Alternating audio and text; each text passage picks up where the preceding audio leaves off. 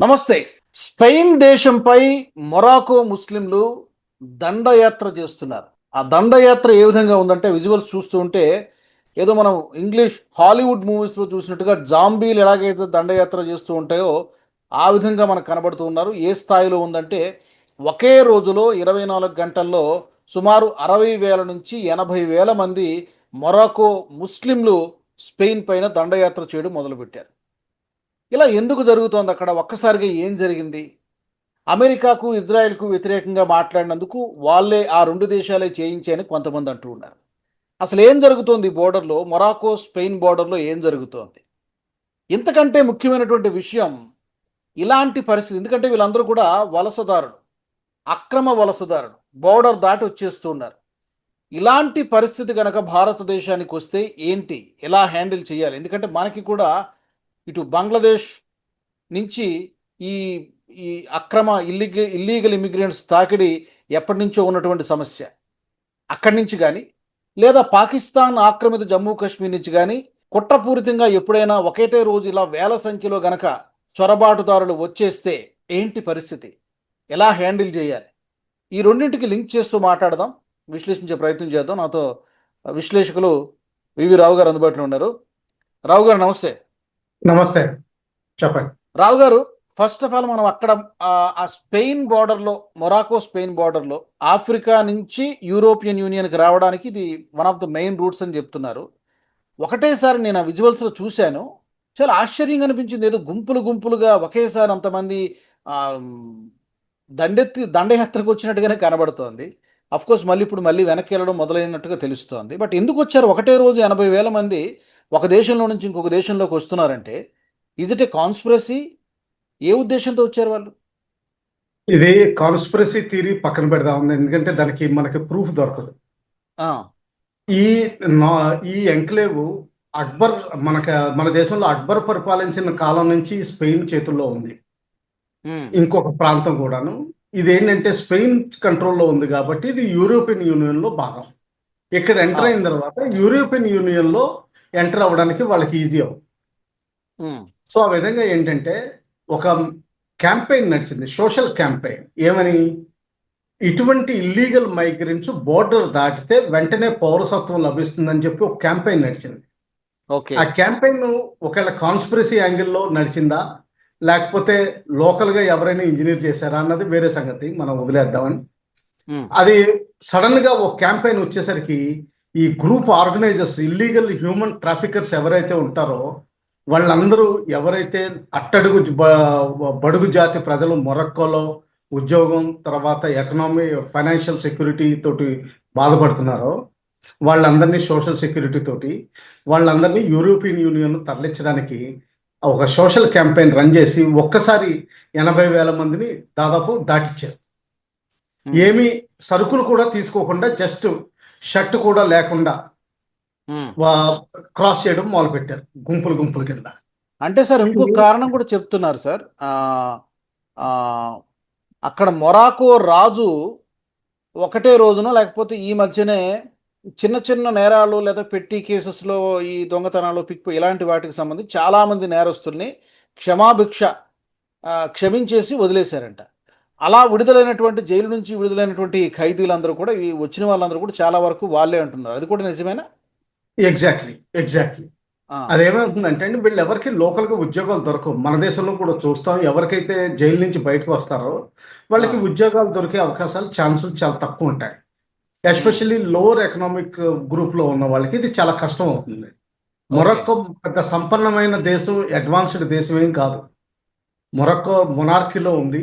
అంటే ఏంటంటే రాజరిక పాలన. అంటే ఏంటంటే జమీందారీ వ్యవస్థ నడుస్తుంది. హ్మ్. సో దానివల్ల వీళ్ళందరూ యూరోప్‌కి వెళ్ళాలని సోషల్ క్యాంపెయిన్ ఒకటి దీనికి పాపులర్‌గా నడిచింది. దీనికి ఒక బలవత్తరమైన కారణం ఉండుండొచ్చు.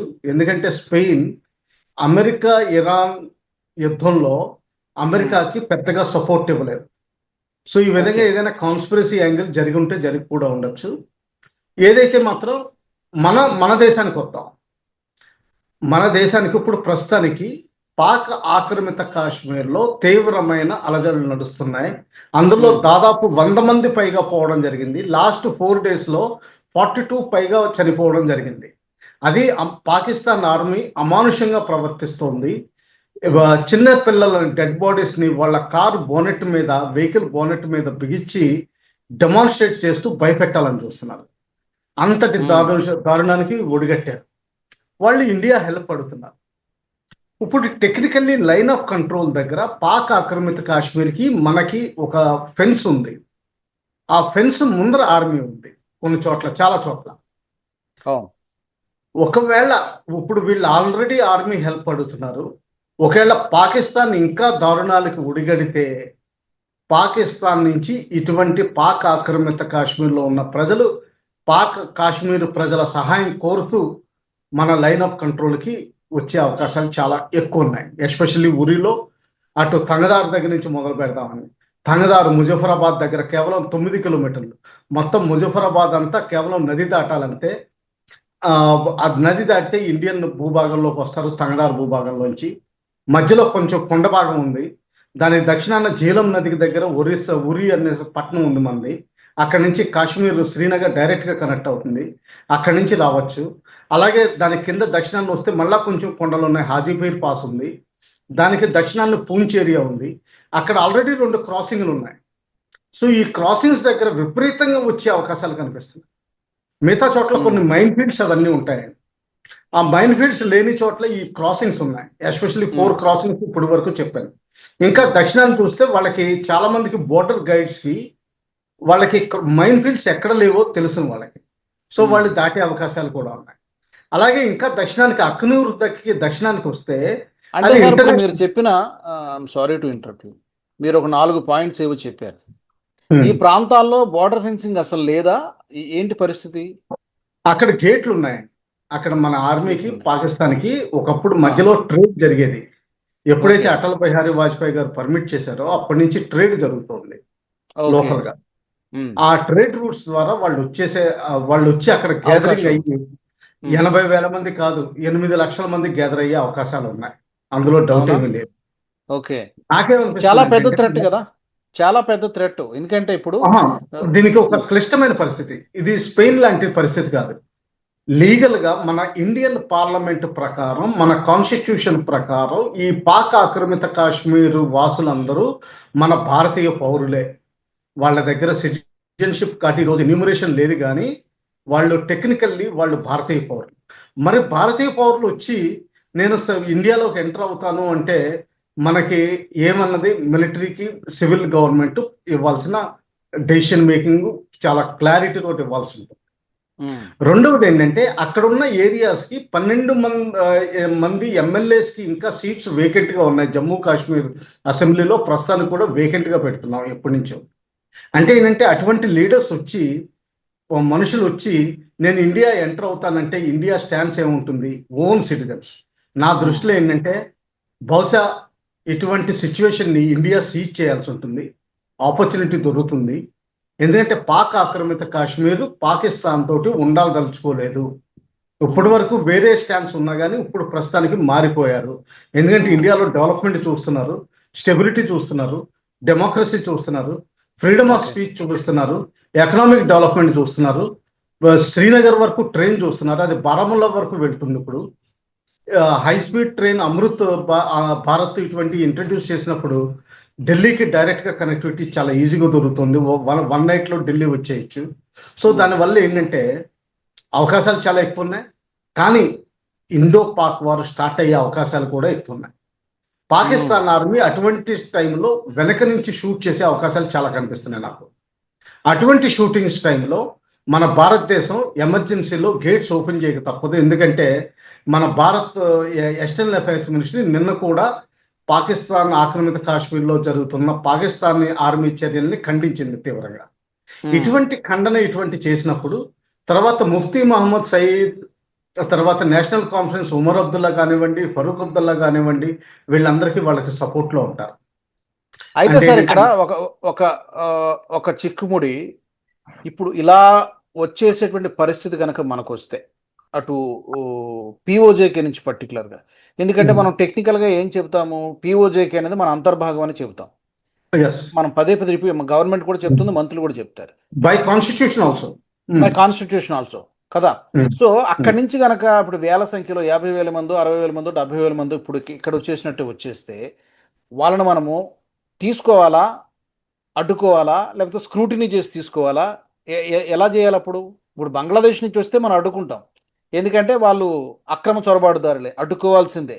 కానీ ఇప్పుడు పీఓజేకి నుంచి కనుక మనకి దాటి వచ్చేస్తే మనం వాళ్ళని తీసుకోవాలా, లేకపోతే వెనక్కి పంపించాలా, పర్వాలేదు రండి అని వెల్కమ్ చేయాలా? ఏంటి పరిస్థితి? ప్రస్తుతానికి ఉన్న ఆర్డర్స్ ప్రకారం అయితే ఆర్మ్ ఫోర్సెస్ కి అక్కడ మెజారిటీ ఆర్మ్ ఫోర్సెస్ డిప్లాయ్మెంట్ ఉంది.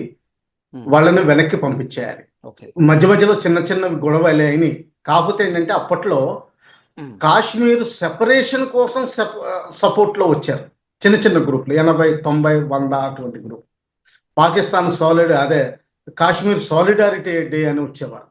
ఆ, సో అటువంటి వాళ్ళని నెట్టివేయడం జరిగింది. ఉమ్, అయితే ఇప్పుడు సివిల్ గవర్నమెంట్ ఎలా డెసిషన్ తీసుకుంటుందని నా ఉద్దేశం ప్రకారం అయితే ఎన్డీఆర్ఎఫ్ ని, నేషనల్ డిజాస్టర్ రిలీఫ్ ఫోర్స్ ని డిప్లాయ్ చేయాల్సి వస్తుంది.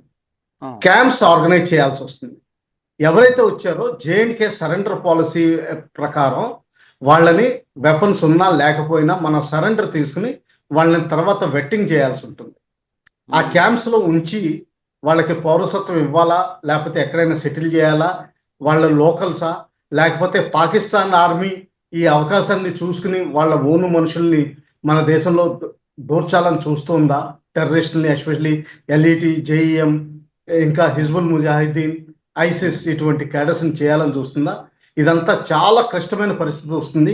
కానీ నాకేమైనా అభిప్రాయం అనిపిస్తుందంటే పాకిస్తాన్ ఆక్రమిత కాశ్మీర్ ని భారత్ లో తిరిగి కలపడానికి ఇది అనువైన సమయం కింద కూడా భారత గవర్నమెంట్ చూడొచ్చు. సో అటువంటి ఆర్డర్స్, క్యాంప్స్ ఎస్టాబ్లిష్ చేయడం, తర్వాత లిమిటెడ్ గా కంట్రోల్డ్ మెథడ్ లో తీసుకురావడం. అయితే పాకిస్తాన్ ఆర్మీ మాత్రం అటువంటి సైడ్ నుంచి అడ్డుకుంటుంది.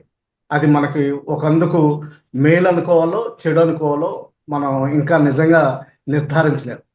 ఒక అక్కడి నుంచి విధంగా ప్రజలు రాకుండా, అక్కడి నుంచి రాకుండా ప్రజలు రాకుండా, మన రాకుండా దేశంలోకి చూస్తుంది. రాకుండా. It's Yes, challenge yes. Actually. ఇది నిజంగా అందులో ఛాలెంజ్. ఫైరింగ్ అయ్యి మనుషులు చనిపోతే హ్యూమానిటేరియన్ గ్రౌండ్స్ మీద ఇండియా తీసుకోవాల్సి వస్తుంది. అప్పుడు బహుశా ఇండియన్ ఆర్మీ పాకిస్తాన్ ఆక్రమిత కాశ్మీర్ ని విడుదల చేయడానికి తీవ్రమైన ఆపరేషన్స్ చేపట్టే అవకాశాలు నాకు స్ట్రాంగ్ గా కనిపిస్తున్నాయి. ఇది నెక్స్ట్ 24 months లో పాకిస్తాన్ ఆక్రమిత కాశ్మీర్ సయాల్కోట్ పైనుంచి ముజఫరాబాద్ వరకు, కొంతవరకు గిల్గిట్, స్కర్డు, బాల్టిస్తాన్ లో కూడా ఇటువంటి చర్యలు తీసుకునే అలవాట్లు కనిపిస్తున్నాయి. పాక్ ఆక్రమిత కాశ్మీర్ భారతదేశంలో ఈ విధంగా కలుస్తుందని నా అభిప్రాయం. ఫైనల్గా ఒక మాట సార్, ఇప్పుడు ఈ స్పెయిన్ పైన చొరబడి వచ్చేసిన వీళ్ళందరూ కూడా మొరాకో నుంచి వచ్చిన, మొరాకో ముస్లిమ్సే కదా? అవునండి, మొరాకో ముస్లిమ్సే కదా? అవును. మనము అంటే ఇది ఒక ఇండికేషనా? అంటే అటు యూకేలో మనం చూసాం, ఈ గ్రూమింగ్ గ్యాంగ్స్ గురించి మనం గతంలో చాలాసార్లు మాట్లాడుకున్నాం, ఫ్రాన్స్లో కూడా చూస్తున్నాం.